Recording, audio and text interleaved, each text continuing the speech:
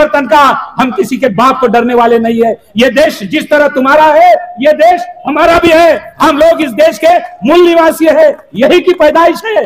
अरे एक समय हमारा इतिहास देखोगे, अरे मरो और मारने का अधिकार इस देश के संविधान ने किसी को नहीं दिया है। कोई कहता है वो मंत्री था जिसने 22 प्रतिज्ञाओं का उस सभा में प्रचलन किया, उसका सर कट के लाओ और 50 लाख रुपया उसके ऊपर इनाम लगाया।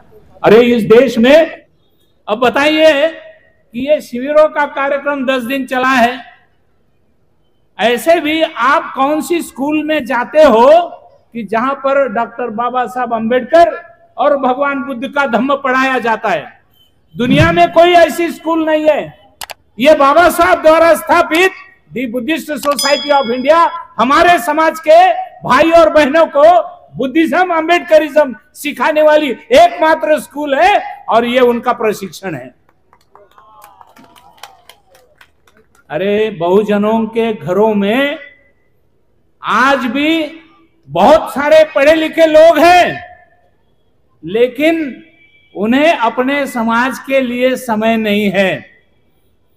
वे तो अपनी ड्यूटी करते हैं, पैसा बहुत सारा मिलता है, 4 पहिए वाले गाड़ी चलाते हैं, तो शाम को जाके अपनी मस्त मजा कर लेते हैं जय भीम के नाम पर।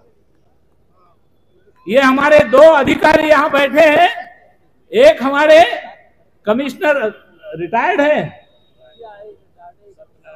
सत्यनारायण जी, इन्होंने अपने जीवन में 2 बुद्ध विहारों का निर्माण किया है और भारतीय बौद्ध महासभा को अपना घर दान में दे दिया है। ऐसे लोग होते हैं जो बाबा साहब के दिए उपकारों की जान, उसका मान सम्मान करते हैं।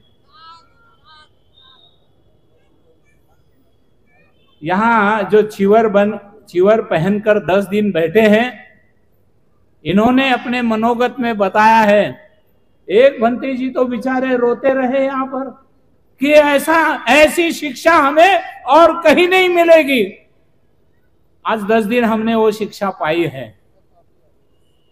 देखिए हम सब लोगों की क्या पहचान है। हम सभी लोग नारा दे रहे हैं जय भीम नमो बुद्धाय का। अरे बुद्ध को कौन जानता था यहां पर? यदि बाबा साहब ना होते और बाबा साहब यदि बुद्ध को इस भारत में वापस नहीं लाते तो आज हम जय भीम कहने के लायक ही नहीं रहते। आज हम लोग बाबा साहब का नाम लेते हैं और अपने आप के मन में एक बात जानते हैं कि यदि डॉक्टर बाबा साहब अंबेडकर इस देश में पैदा नहीं होते तो आज का जो भारत का संविधान है वो संविधान भी इस देश को नहीं मिलता। अरे 1947 के पहले, हमारे देश को आजादी मिलने से पहले कौन सा कानून था इस देश में? क्या आप लोग स्कूल में जा सकते थे? मंदिरों में जा सकते थे? अरे ये देश का दुर्भाग्य है कि KR. Narayanan, doctor KR. Narayanan जैसे राष्ट्रपति इस देश को मिले, इन लोगों को भी तिरुपति के मंदिर में जाने नहीं दिया जाता है। उसकी पहली ही स्टेप पर जाते हुए वहां के लोग बोलते तुम अछूत हो, मंदिरों में नहीं आ सकते हो। उनको वहां रोका जाता है और वहां पर पानी और दूध डाल के उसको पवित्र किया जाता है। अरे आज भी वो अपवित्र मानसिकता यहाँ के लोगों के दिल में से गई नहीं है। आप जानते हो भारतीय संविधान के निर्माता परम पूज्य बोधिसत्व डॉक्टर बाबा साहब अंबेडकर ने इस देश की जो वर्ण व्यवस्था है, एक ही कलम लिख दिया, हमेशा के लिए इस देश में उच्च नीचता, जातीयता को खत्म कर दिया। आइंदा से इस देश में कोई अस्पृश्यता का पालन नहीं करेगा। कलम नंबर 13, कलम नंबर 17 से लेके 25 तक हम लोगों को पढ़ाई लिखाई करने की स्वतंत्रता और आजादी दे रखी है। हम लोग चाहे वो धर्म का स्वीकार कर सकते हैं। अरे पहले अपने आप को हिंदू कहते थे, अरे हिंदू होते हुए भी हिंदू देवी देवताओं के मंदिर में नहीं जाने देते थे। क्यों नहीं जाने देते थे? बाबा साहब अंबेडकर ने हमारे लोगों से पूछा था कि तुम अपने आप को हिंदू समझते हो? अगर हिंदू हो तो तुम्हें हिंदुओं के मंदिरों में क्यों नहीं जाने देता? आपने इतिहास कभी पढ़ा होगा, नासिक महाराष्ट्र के नासिक जिले में काला राम मंदिर है, जहां पर बाबा साहब अंबेडकर सभी अछूत भाइयों को लेकर लगातार 5 साल सत्याग्रह कर रहे थे कि हम लोगों को भगवान राम का दर्शन चाहिए। लेकिन क्या हुआ, बाबा साहब और उनके साथियों को 5 साल के ऊपर कुछ दिन तक बैठना पड़ा, फिर भी मंदिर में जाने से मनाही कर रखा था और दर्शन करने जाने नहीं दिया। बाबा साहब हमारे लोगों को समझा रहे थे, अरे भाइयों, इस मंदिर में जो पत्थर की मूर्त है उसमें राम नहीं है, जो दरवाजा खोलकर अपने भक्तों का अपना दर्शन देने आएंगे। और इसीलिए वैसा ही हुआ, मंदिरों के पुजारियों ने इतने बड़े बड़े ताले दरवाजा को लगा दिए, दरवाजे बंद कर डाले और बोले आना है, दर्शन करना है तो अब आओ।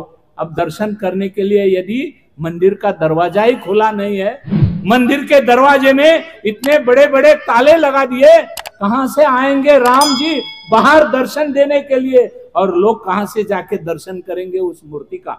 इसीलिए डॉक्टर बाबा साहब अंबेडकर ने कहा था कि मत जाइए ऐसे मंदिरों में जहां तुम्हें इंसान समझा नहीं जाता है। बाबा साहब अंबेडकर के संविधान के द्वारा हमें अपनी पसंद का धर्म चुनने का अधिकार दिया है। डॉक्टर भीमराव अंबेडकर ने 14 अक्टूबर 1956 में इस देश के तमाम बहुजनों को आवाज दिया, आओ भाइयों, जिस धर्म में हमें देवी देवताओं का दर्शन करने से मनाही की जाती है, आप लोगों को एजुकेशन शिक्षा लेने से मनाही की जाती है, क्यों रहते हो ऐसे धर्म में? धर्म को छोड़ दो, ऐसा कोई धर्म नहीं है जिसमें इंसानियत नहीं है। अरे हमारे जैसे इंसान पानी की भीख मांगते हैं, अरे जानवरों को पानी पिलाते हैं, लेकिन हम जैसे इंसानों को दरवाजे तक नहीं आने देते हैं। हम लोग अछूत है, जिनको छूने से धर्म भ्रष्ट होता है। क्या धर्मांतरण के बाद में हम लोग इस देश में रहते नहीं है? क्या धर्मांतरण के बाद में हम लोगों ने अपने बुद्ध विहार बनाए हैं? हमारा स्वतंत्र धर्म है बौद्ध धर्म। बौद्ध धर्म देने से पहले बाबा साहब ने 22 प्रतिज्ञाएं लिखी थी। आज की स्थिति में देश भर के बहुजन समाज के लोग जो अस्पृश्य है, उनके कामों के वास्ते और कामों की वजह से उनके जाति का नाम लिखा जाता है। अरे ये तो समाज व्यवस्था है ना, ये तो वर्ण व्यवस्था के तहत तुमने जाति जाति में इस इंसान को बांट दिया है, जाति जाति में बांट दिया है, और समाज में न्याय, समता, स्वतंत्रता, बंधुत्व ये सब रखा नहीं है।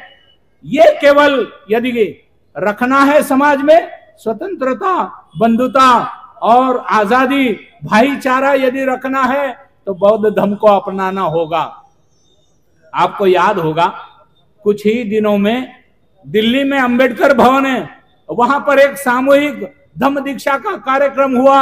हजारों लोगों ने बौद्ध धर्म अपनाया, और ये धम्म अपनाने के पहले परम पूज्य बोधिसत्व डॉक्टर बाबा साहब अंबेडकर, जो हमारा बाप है, हमारा नेता है, हमारा सब कुछ है, उन्होंने इस समाज की जो दिमागों में गंदगी भरी हुई है, जो अंधविश्वास है, उसको बाहर घलाने के लिए 22 प्रतिज्ञाएं लिखी थी।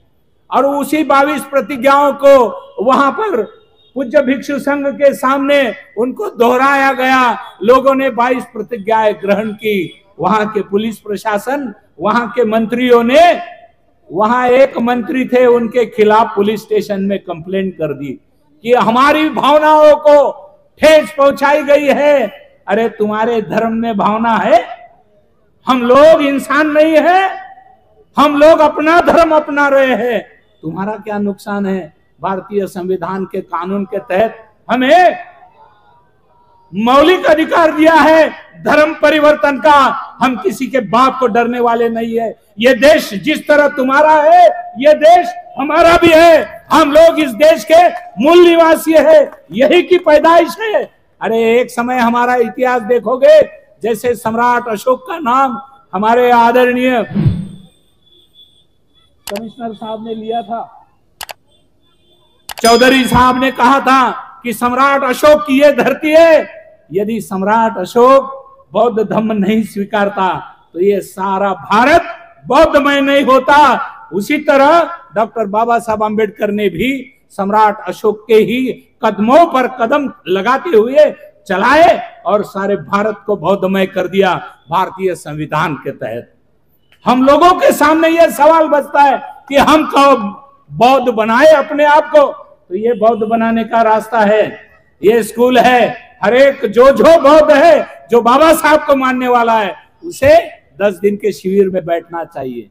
हमारी बहनें जो 10 दिन के शिविर में बैठी है, हमारी सरवटकर ताई भुसावल जलगांव से यहाँ आई है, 15-20 महिलाएं उस शिविर में बैठी है। कम से कम बौद्धों की संस्कृति क्या है, हम अपनी संस्कृति को अपनाए, क्यों लोगों की संस्कृति के लिए अपनाए? क्या एक हिंदू आदमी कभी मस्जिद में जाता है? हिंदू आदमी मस्जिद में जाता है? मुसलमान आदमी कभी किसी हिंदू देवी देवताओं के मंदिर में जाता है? कोई ईसाई सिखों के गुरुद्वारा में जाता है और कोई सिख मुसलमानों के मस्जिद में जाता है। लेकिन हम लोग अपने आप को हिंदू समझकर हिंदुओं के मंदिर में आज भी जाते हैं। अरे तुम लोग बुद्धिस्ट हो, अपना बाप बौद्ध है और बौद्ध धर्म अपनाने के बाद में आज भी आप लोग गलती कर रहे हो, उसे सुधारने का वक्त आ गया है। नहीं तो कुत्ते बिल्ली जैसा मार खाओगे, डंडे से पीटेंगे। कुछ हमारे लोग कहते हैं अच्छा हुआ कोई अछूत मंदिर में गया और उसके मंदिर को भ्रष्ट किया, मार खाना पड़ा और मार खा के वो आ गए।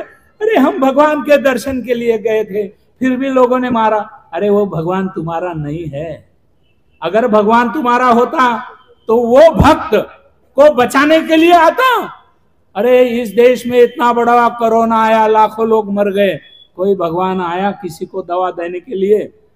अरे गवर्नमेंट ऑफ इंडिया ने वो सबके लिए वैक्सीन लाया और सब लोगों ने दवा ली, इंजेक्शन लिया, तब जाके हमारा जो कोरोना है वो भाग गया है। डॉक्टर लोग और हमारे विज्ञान को धन्यवाद देना चाहिए। अरे कुछ लोग अपने हाथों से अपनी पीठ थपथपा रहे हैं।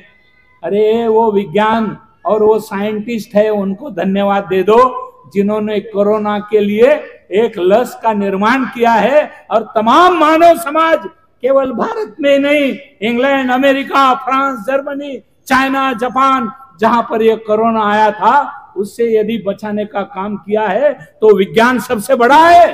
कोई धर्म नहीं बचाने आया है। और विज्ञान को मानने वाले तथागत भगवान बुद्ध, आधुनिक बुद्ध डॉक्टर बाबा साहब आम्बेडकर, जिन्होंने संविधान दिया, हमको अपने बोलने का अधिकार दिया। नहीं तो हमारे लोग जबान होते हुए भी बोल नहीं पाते थे, कान होते हुए भी हम लोग बहरे थे, लूले पंगु थे, बुद्धि भ्रष्ट हुई थी। जो वो लोग कहेंगे उसके अनुसार हम काम कर रहे थे। हाथों में बेड़िया डाल के रखा था, हमारी जबान को ताला लगा दिया था। लेकिन वही हमारे मसीहा डॉक्टर बाबा साहब आम्बेडकर द्वारा, भारत के संविधान के द्वारा, उन्होंने हम इस देश के हर एक नागरिक को 7 प्रकार के मूलभूत यानी मौलिक अधिकार दिए। इसीलिए आज हम इस देश में इंसान बन के जी रहे हैं। जीने का अधिकार भगवान बुद्ध ने कहा था, जियो और जीने दो। अरे मरो और मारने का अधिकार इस देश के संविधान ने किसी को नहीं दिया है। कोई कहता है वो मंत्री था जिसने 22 प्रतिज्ञाओं का उस सभा में प्रचलन किया, उसका सर कट के लाओ और 50 लाख रुपया उसके ऊपर इनाम लगाया। अरे इस देश में कोई अंधा कानून है? भारत देश का संविधान आज भी जीवित है और वो कानून आज भी इस देश में काम करता है। यदि काम नहीं करेगा तो ये सारी जनता बाबा साहब को और बुद्ध को मानने वाली एक दिन रास्ते पर चले आएगी। जन आंदोलन होगा, हमारे 22 प्रतिज्ञाओं का जहां विरोध होगा, अब हमारा समाज भी ऐसे लोगों को माफ नहीं करेगा। डरने की कोई आवश्यकता नहीं है। जब तक बाबा साहब का संविधान इस देश में काम कर रहा है, हमारे किसी का बाल भी बाका इस देश में हो नहीं सकता है। इसी आशा के साथ में मैं आप सभी से अनुरोध करूंगा।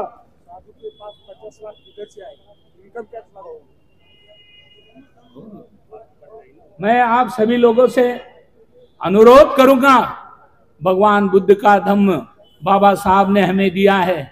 इस धम्म में किसी प्रकार की कोई जाति नहीं होती है। मैंने आज सवेरे हमारे अमेठी जिला के अध्यक्ष आए हैं प्रजापति जी, मैंने उनसे पूछा प्रजापति नाम का एक समाज होता है, लेकिन वो बौद्ध बने हैं। जब से वो बौद्ध बने हैं वो प्रजापति समाज के नहीं रहे, उनका समाज है बौद्ध, उनका धर्म है बौद्ध। इसीलिए सारे देश के नहीं, दुनिया के, विश्व के मानव समाज का एक ही धम्म है, वो है बौद्ध धम्म। तथागत भगवान बुद्ध की जय हो, जय हो आपको बोलना है। तथागत भगवान बुद्ध की। आप लोग जो करुणा है हो ये बोलते हो, मैं ये कहता हूं कि बाबा साहब अंबेडकर का भी जय हो होना चाहिए। वो जय जयकार तब होगा जब हम सब लोग इकट्ठा होंगे, एक बन के काम करेंगे। इसी तरह से सुल्तानपुर जिला शाखा के पूर्व अध्यक्ष आदरणीय BR यानी कि बुद्धराम बौद्ध जी, उनकी याद मुझे आज आती रही है। BR बौद्ध ने इस शाखा को बनाए रखा, बहुत सारा काम किया है। आज वो इस दुनिया में नहीं है, हमारे साथ में नहीं है, फिर भी ये हमारी जितनी भी शाखा के पदाधिकारी है वो सब लोगों को इकट्ठा करने का काम BR बौद्ध जी द्वारा हुआ था। इसी आसपास में कई रहते थे।